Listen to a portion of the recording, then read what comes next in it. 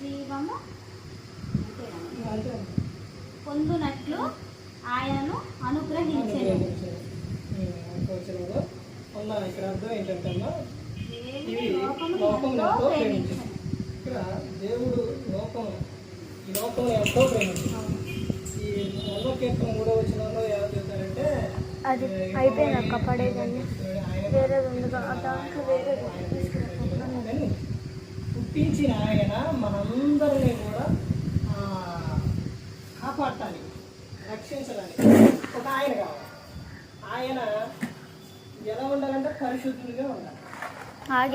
అది కాదు పరిశుద్ధుల్ని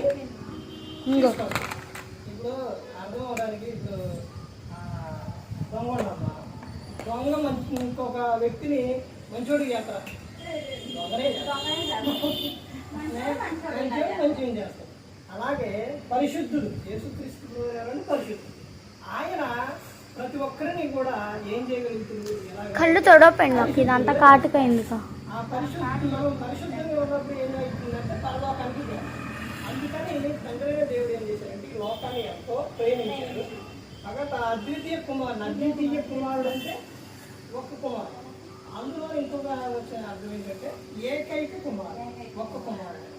ఆ ఒక్క కుమారుడు పుట్టిన వారి విశ్వాసం ఉంచు ప్రతివాడు నశింపక నిత్య జీవం పొందినట్టు పెట్టుకురాలేదా?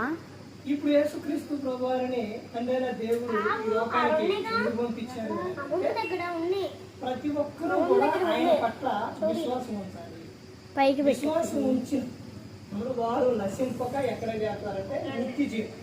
నిత్య జీవం అంటే అర్థం ఏంటంటే నిత్యం కూడా జీవం కలిగి ఉంటుంది.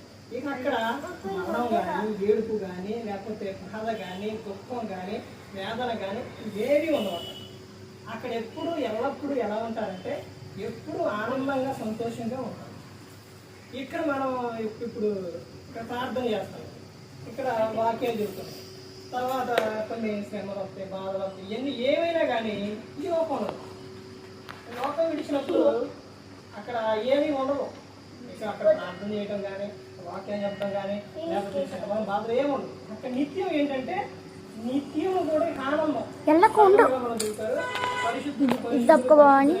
ప్రతిగానాలు చేయడం ఎప్పుడు ఆనందంగా ఉంది, ఎప్పుడు సంతోషం. అలాంటి లోకానికి ఆ నిత్య జీవం ఇవ్వటానికే యేసుక్రీస్తు ఈ లోకానికి అంటే దేవుడు అందుకే అనుగ్రహించారు. ఇప్పుడు ఈ లోకంలో ఎంతకాలం ఉంటాం మనుషులు? బైబిల్ ప్రకారం బైబిల్లో 90వ కీర్తన 2వ వచనంలో చెప్తారు కదా, నరుడారా తిరిగి వచ్చేయని చెప్తారు. 10వ వచనంలో మా ఆయుష్ కాలం 70 సంవత్సరాలు, అధిక కాలం ఉన్నాయని 80 సంవత్సరాలు, ఆయనను ఆయాసం చూపుతాను అని చెప్తారు. మనిషి దేవుడు ఇచ్చిన ఆయుష్కాలం పూర్తి చేసుకుని వెళ్ళిపోతాం.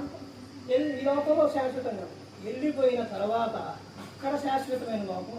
అది ఎప్పుడు అంటే యుగ యుగాలు తరతరాలు కూడా ఎప్పుడు కూడా తీసుకుని ఉన్న ఆనందం సంతోషమే. అందుకని ఆ లోకం చేరాలి, పరలోకం చేరాలి అనే ప్రతి ఒక్కరు ఆనందంగా సంతోషంగా ఉండాలనే దేవుడు యేసుక్రీస్తు ప్రభువుని ఇక్కడకు అనుగ్రహించి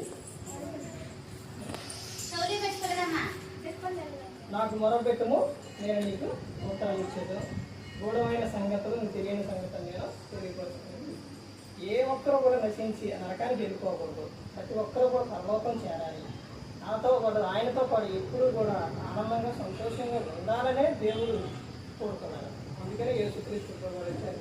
ఆయన పట్ల విశ్వాసం ఉంచినప్పుడు ఆ నిత్య జీవం అనేది చేరతారు. అందుకే మనందరి కోసం లోపల ప్రాణం పెట్టారు. సరే.